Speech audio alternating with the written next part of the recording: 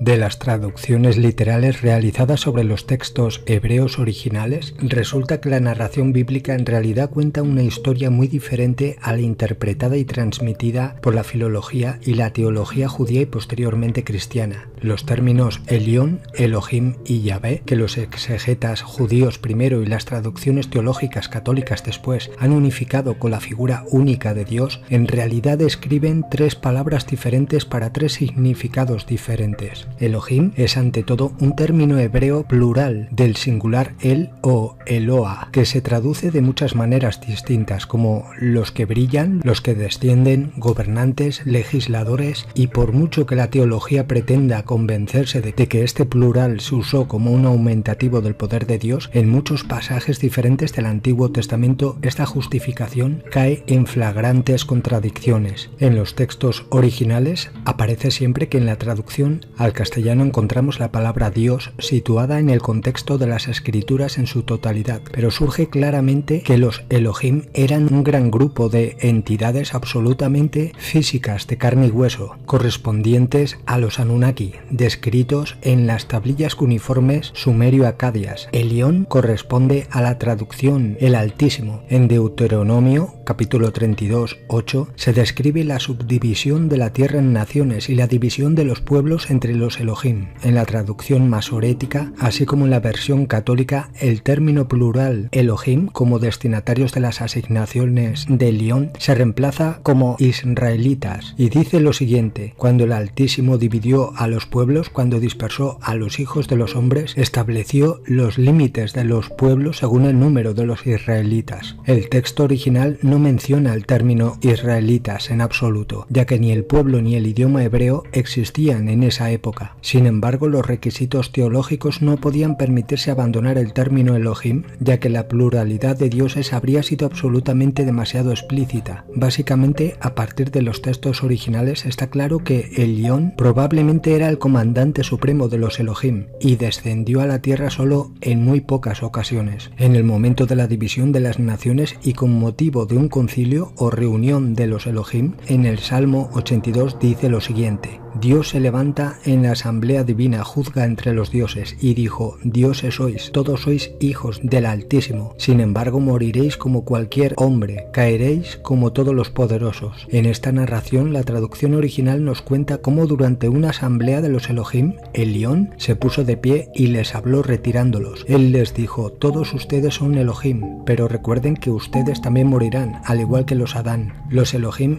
eran una raza no humana, pero ciertamente de carne y hueso, física. Su apariencia, extraída de muy pocas pistas del Antiguo Testamento y escritos extrabíblicos, los describen como altos, con piel de color blanca lechosa, cabello blanco plateado y grandes ojos iridiscentes. Se les considera eternos o inmortales, pero solo por su longevidad desproporcionada en comparación con los Adán, habitantes de los Adama, literalmente los terrestres. Parece que podrían haber vivido entre 20.000 y 30.000 años, pero podrían ser eliminados o asesinados como cualquier ser vivo. Yahvé, el nombre de Dios según el judaísmo y la Iglesia católica, en los textos bíblicos traducidos aparece como Señor, el eterno Dios de Israel. Según la tradición, su nombre fue revelado a Moisés en la famosa reunión en la montaña. En realidad, en la supuesta época de Moisés, el idioma hebreo aún no existía, por lo que surge naturalmente la pregunta: ¿en qué idioma se pronunció originalmente ese nombre? El pueblo que salió de Egipto vivió durante al menos 4 siglos en esas tierras, por lo que se presume que hablaban egipcio, o al menos amorreo, una forma protosemítica. Algunos eruditos y pensadores judíos afirman que el pueblo que salió de Egipto con Moisés se componía únicamente de egipcios. Originalmente solo se conoce el famoso tetragramatón, transcrito por primera vez 400 años después de su pronunciación, correspondiente a las consonantes YHWH y vocalizado como Yahvé solo después de 1600 años. Se puede suponer que Eloa pronunció su nombre en su propio idioma y posteriormente fue reproducido según la fonética semítica. Aunque en la Biblia el nombre de Dios aparecía con Moisés, en algunos escritos aún más antiguos encontrados en el Líbano,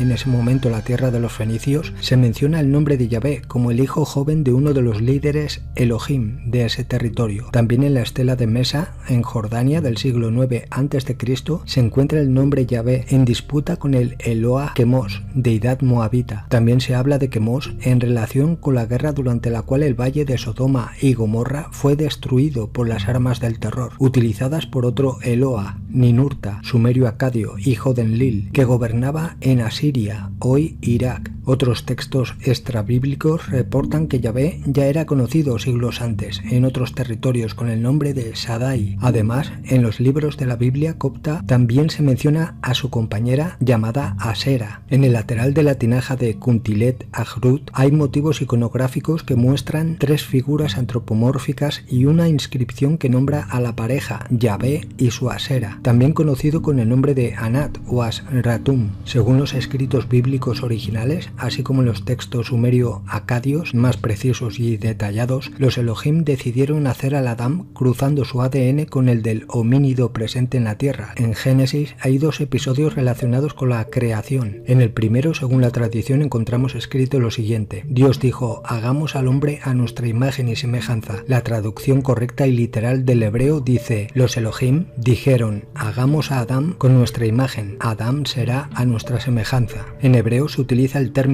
Tselem, que significa algo que contiene la imagen, y al ser una palabra derivada del verbo Thalem, que significa cortar, extraer o remover, describe claramente que la imagen del Elohim está contenida en algo que ha sido cortado del propio Elohim. En las crónicas sumerio-acadias se describe explícitamente que ese algo fue extraído de la sangre de jóvenes varones anunnakis. Por lo tanto, hablamos de la mitad donante, es decir, la primera historia habla del ADN de los Elohim. En la segunda historia se dice que Dios modeló al hombre de la tierra y le insufló vida, y pone lo siguiente: entonces el Señor Dios modeló al hombre del polvo de la tierra y le dio un soplo de vida en su nariz. Así el hombre se convirtió en un ser viviente. En la versión original, el término traducido como polvo, arcilla, barro, en realidad describe la forma, que es la matriz en la que se inserta el aliento de vida. Hablamos pues de la mitad receptora, es decir, la segunda historia habla del ADN del Adán, una clara referencia a una operación de ingeniería genética con la que los Elohim han contribuido al desproporcionado y aún inexplicable salto evolutivo del hombre respecto a todos los demás primates terrestres. El eslabón perdido de la evolución aún no se ha encontrado porque no existe. Lo que marcó la diferencia fue la imagen de los Elohim. Recientemente, los genetistas han descubierto la presencia en el genoma humano de partes sustanciales de ADN inicialmente llamado basura, porque no está codificado, parte que no debería existir en nuestros genes. En primer lugar, cabe señalar que en los escritos bíblicos originales la palabra Adam no determina a un individuo, sino a una especie.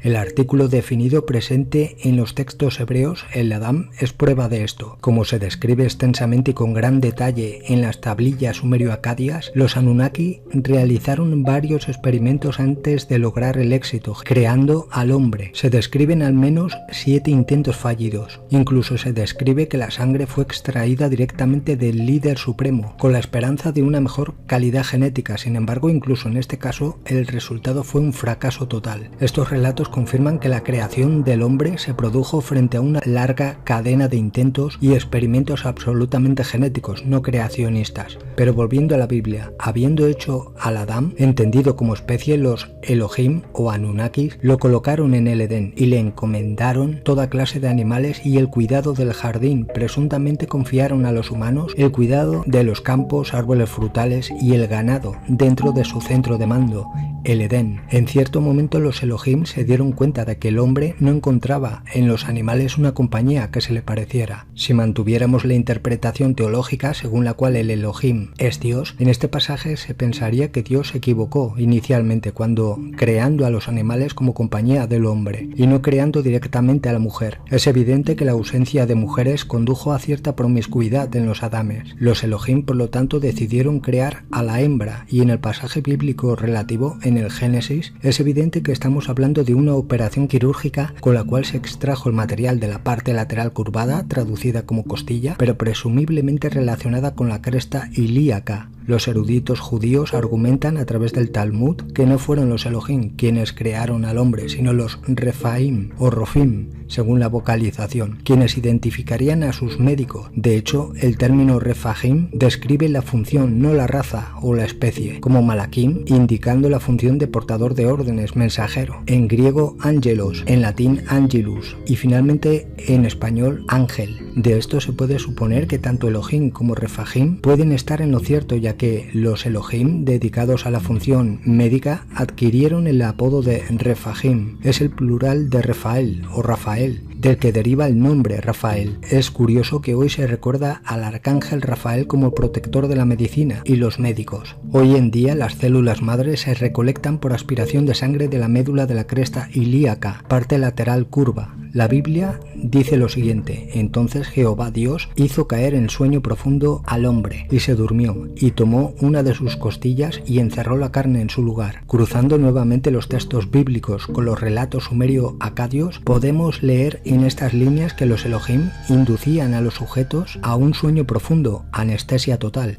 y tomaban células madre de la cresta ilíaca del Adán. Hecho esto, cerraron la carne en su lugar y después procedieron mediante clonación e intervenciones genéticas a la producción de seres femeninos, las Eva. Dentro del jardín del Edén se nos dice que se pusieron dos árboles, el árbol de la vida y el del conocimiento del bien y del mal. En realidad la Biblia confunde un poco sobre este tema, al mezclar uno con el otro varias veces. Todos conocemos bien la historia de la manzana y la serpiente, sin embargo la teología hace que la historia parezca un cuento de hadas, o al menos una metáfora destinada a insertar el pecado original, o la desobediencia hacia Dios. Evidentemente una lectura literal y corroborada por una traducción correcta y una investigación transversal con textos extrabíblicos y paralelos con todas las demás culturas, se pueden llenar los innumerables agujeros lógicos hoy dogmáticos por la filología judía y la teología católica.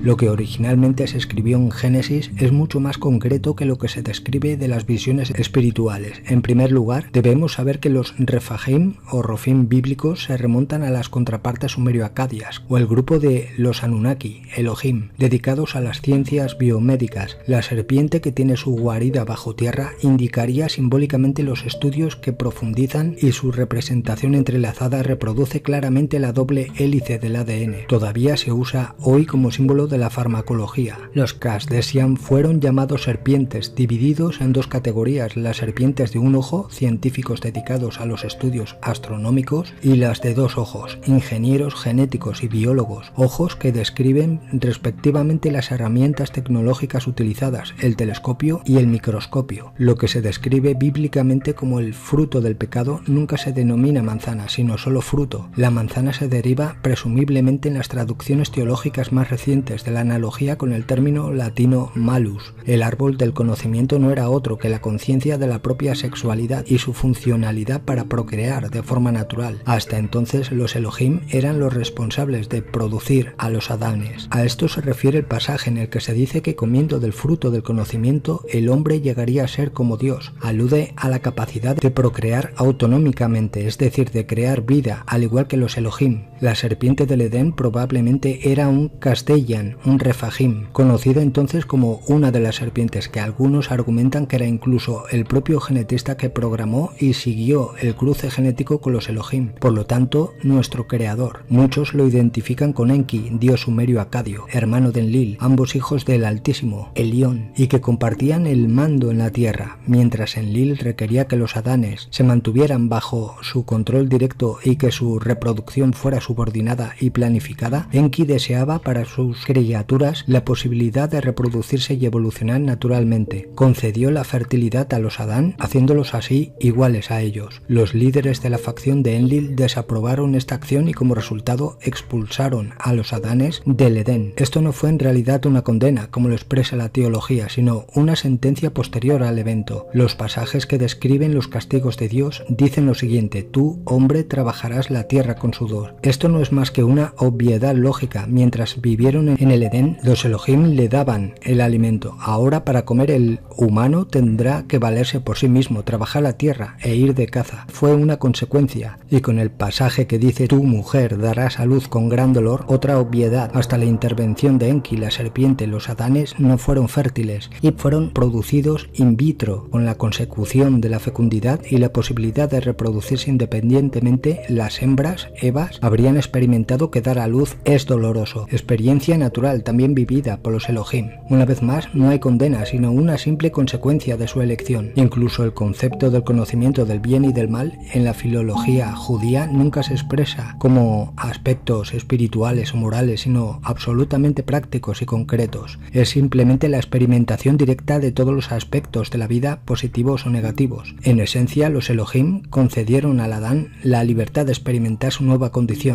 En Génesis 3:22 se dice: entonces dijo Jehová Dios, he aquí el hombre es como uno de nosotros, en el conocimiento del bien y del mal. Ahora que no extienda más su mano y tome también del árbol de la vida, comiendo de él y viviendo para siempre. En este pasaje bíblico vuelve el plural nosotros, relativo a Dios. La preocupación del Enlil era que el Adán, ahora capaz de procrear libremente, pudiera acceder a la otra característica típica de los Elohim, su desmesurada longevidad. Nuestros genetistas de hoy en día apenas han comenzado a comprender los mecanismos responsables de la degeneración celular, los errores de copia del código genético en cada réplica. Es probable que los Elohim hayan tenido tal conocimiento genético que derrotaron tales filtraciones de información de ADN y por lo tanto puedan vivir más de 35.000 años. Por lo tanto es concebible que temieran que el hombre, el Adán, pudiera acceder a tal conocimiento.